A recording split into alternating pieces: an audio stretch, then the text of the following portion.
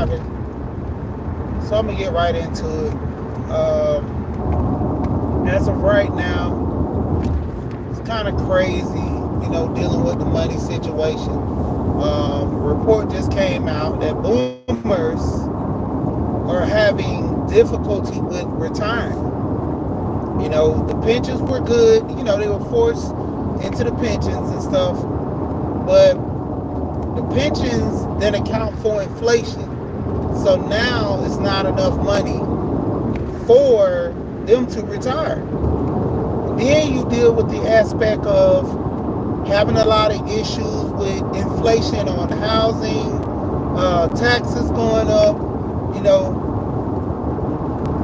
Imagine yourself paying about $100 in taxes when you first get your house a year, to $1,200 to $2,500, now almost $5,000 for the year in taxes.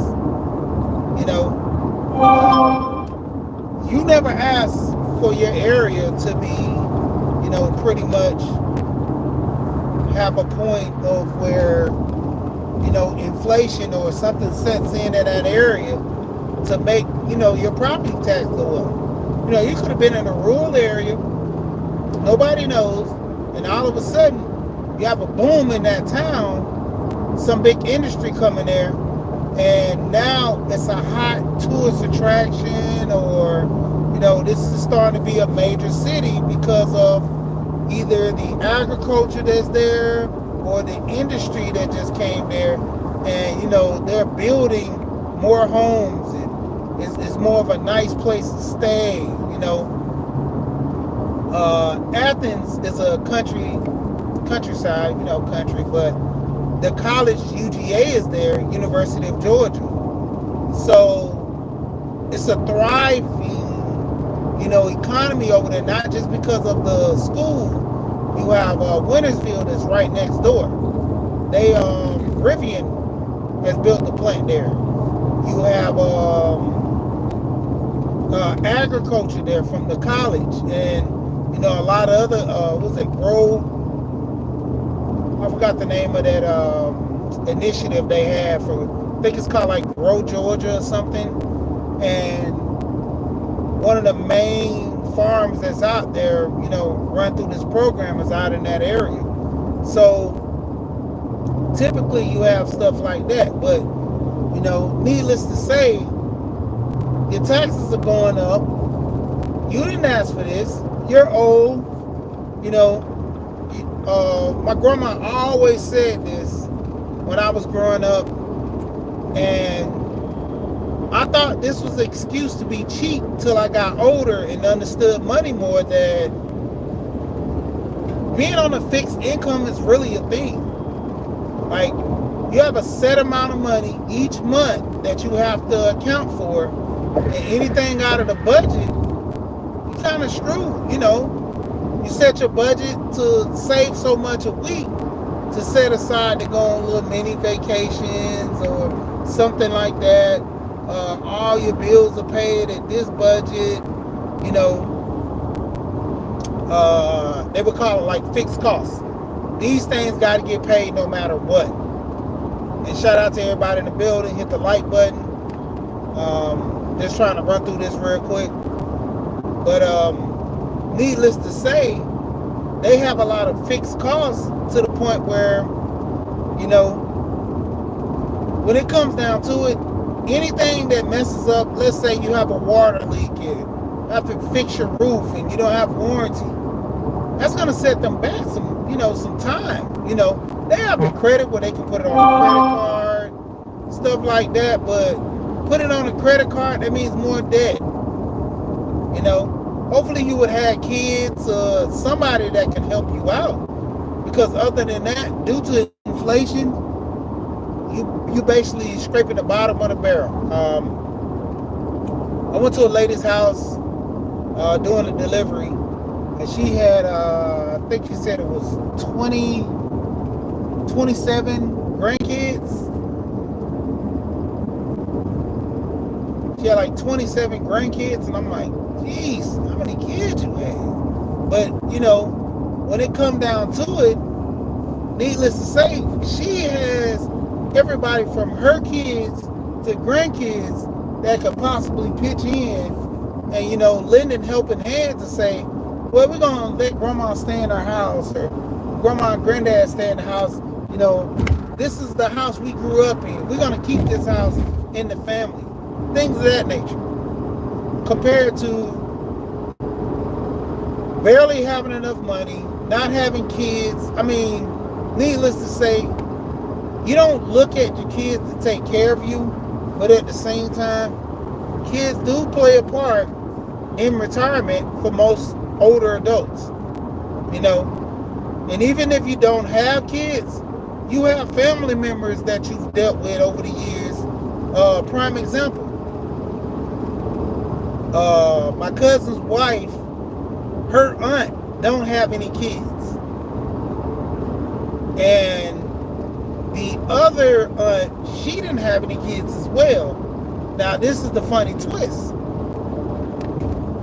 My cousin's wife and one of her other cousins that's not, within the family, that's like extended cousin, those two were the only two taking care of that other aunt.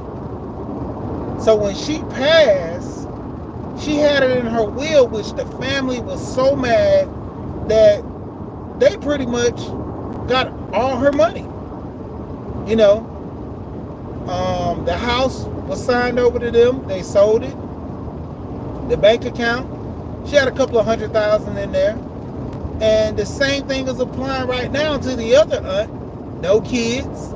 But every time some issue occurs, one of those cousins are always over there helping them, doing things for them, and they appreciate it. There was a lady I was dealing with as well.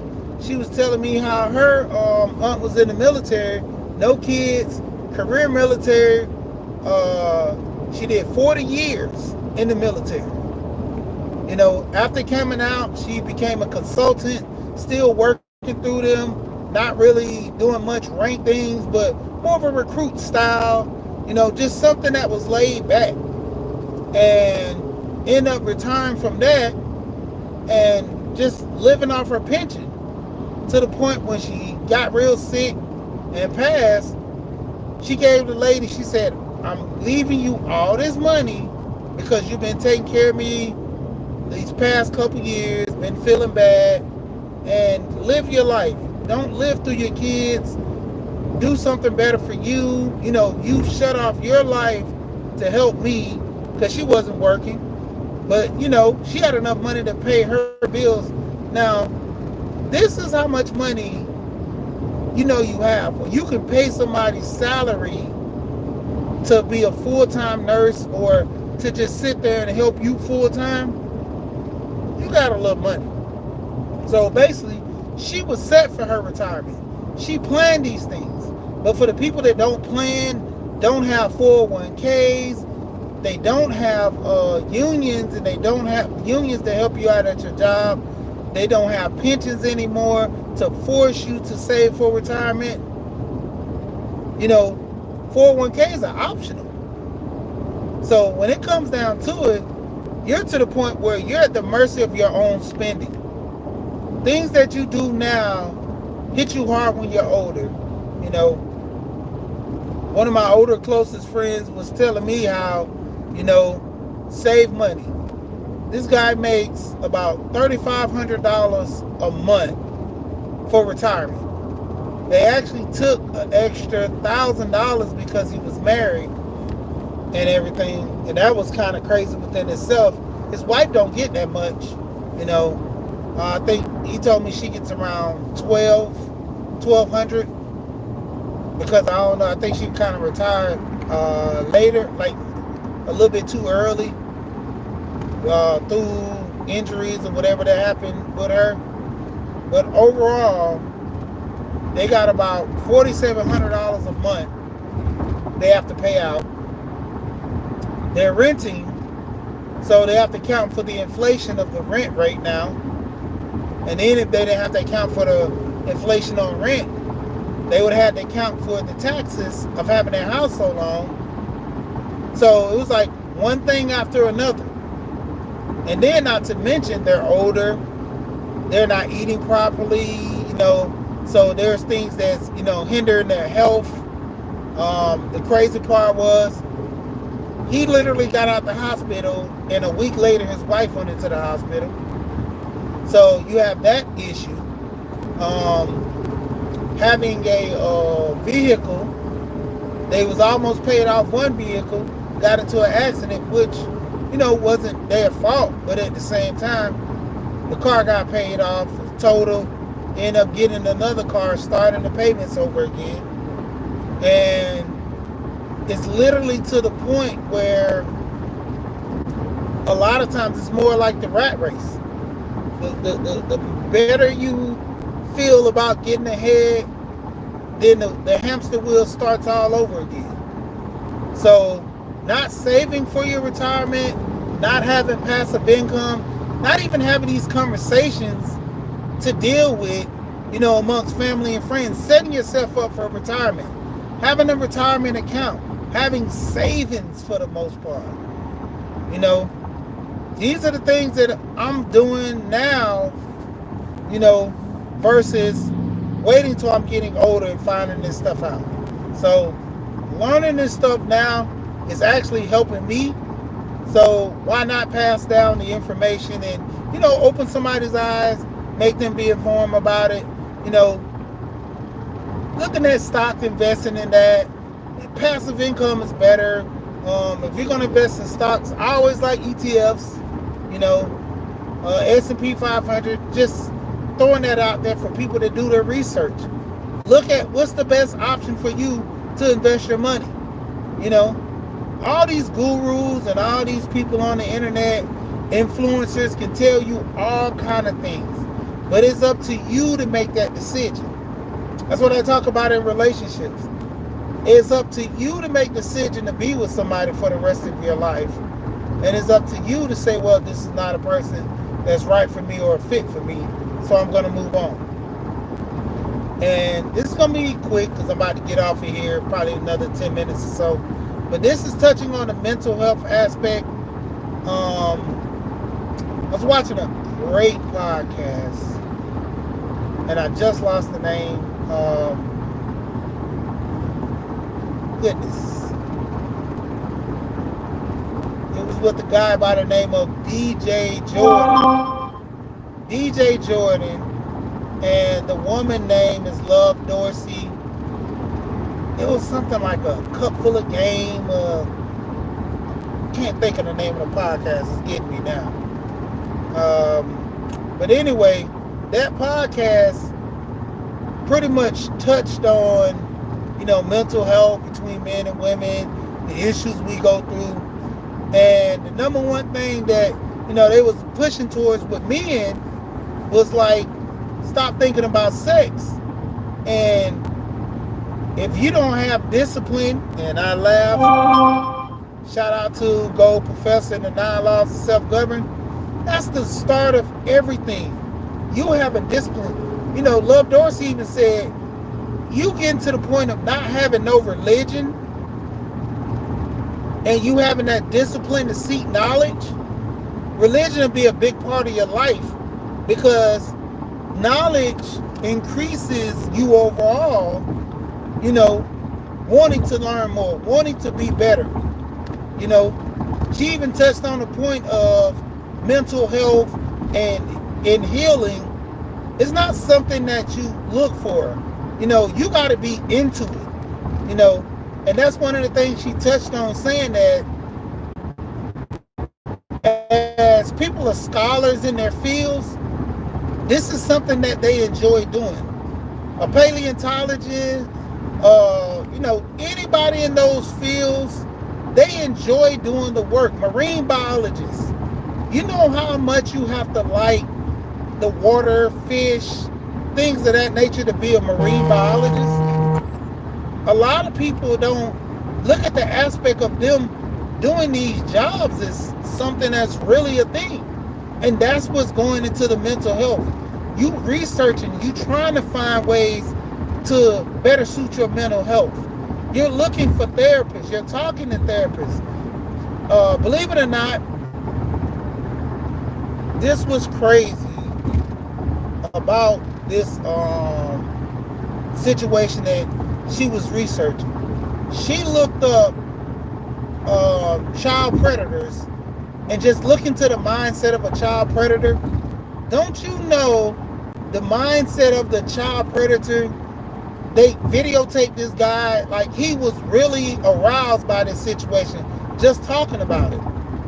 He said his game was to go after single mothers because they're the women that don't want a man in there. And if he know he can easily get to you and break your mindset of trust, then he can easily influence you to deal with your child with no repercussion. And just learning this stuff from her therapist, getting books on it, the mindset of certain people, it better suit you to handle situations. And a lot of people really don't look at this stuff until it actually happens. The manipulation, how can they manipulate a situation to make you think something is really it, but it's not. The manipulation to, you know, push you into narratives and make you, believe, hey, it is what it is. You know, she touched on a lot of that stuff. And even with the men and women, once again, like I said, shout out to Gold Professor. Pretty much, you being a better you results in you actually going out seeking help. There was a lot of things, I learned within the guys in the manosphere that were positive, and it had good outcome. But the thing of it was, a lot of stuff they were trying to tell me, or a lot of stuff that I learned within the space, were things that I already knew about myself. Because I had family members I can talk to that can touch on things. Like, I had an uncle that I talked to, and my uncle put me up on game. I had a cousin who, he was the same way.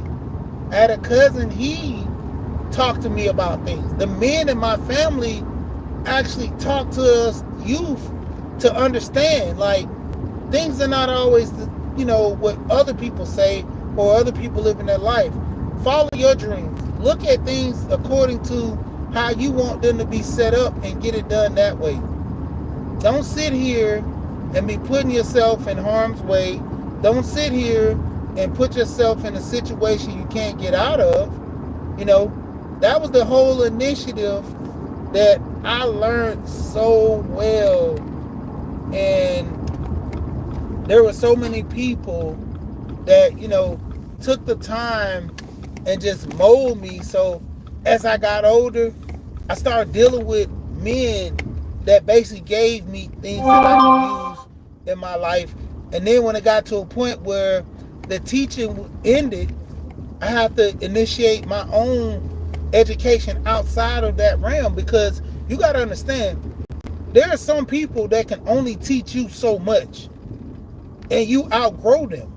That's a real thing when they say the student has become the teacher. And it gets to a point to where if I'm learning something and I pretty much got to a point where you can't teach me nothing, then it's time for me to go and grow myself. I can't sit here and be stagnant about how am I living life or how am I doing things to the point where I'm hindering myself, holding myself back, because I'm more or less trying to, live vicariously through somebody, and they giving me this information. It's outdated, and that's the point with a lot of us. We're using this outdated information that, in the 1940s, the 19 this information was good advice. But things have changed. Prime example, and I'm gonna get off of here too. I just pulled up the work. So basically, back in what was it, 1980s or so, even in the 1990s, early 1990s, 80s, early 1990s. So my job, they were actually delivering things, and they had to. Well, it was in the 80s, so they were delivering things, and they had a pallet with some heavy stuff, like some heavy cards, heavy paper, just say paper, and overall, they had to take this paper down a ramp, bring it back up, and the stuff was just heavy. When it came down to it, they got an electric jack. Electric jacks back in the day, they had about 6 car batteries. They weighed about 3,000 pounds. You know, turn on the light. So nowadays, the electric jack's about 300 pounds. Needless to say, going into that situation, it was funny how when I was talking to the guy, at the company that owned the company actually, and was convincing him that electric jacks would be a good thing for all of us to have, because it's a couple of owner operators at our job that have electric jacks. And the crazy part was, he was like, well, those things about 3,000 pounds, that's a lot of weight, this, and that, and this. And, the son, which is the chief operator, whatever, just got him a title, VP, or the president, whatever his title is. I don't know. Just bullcrap. That's what I think. But needless to say, he came in and was like, Pops, those things are like 300 pounds. They lighter now. Like, they're not heavy as they used to be back in your day. That's dinosaur age. So me having a conversation with him about this, it was irrelevant because he didn't know the new technology, because he was still stuck on the time when he was using it, and it wasn't all so great because that thing was heavy. The day and the time. The game that you get about things now is going to be outdated in a couple of years. Maybe less than 5 years now. Technology is moving so fast. You got AI on your phone.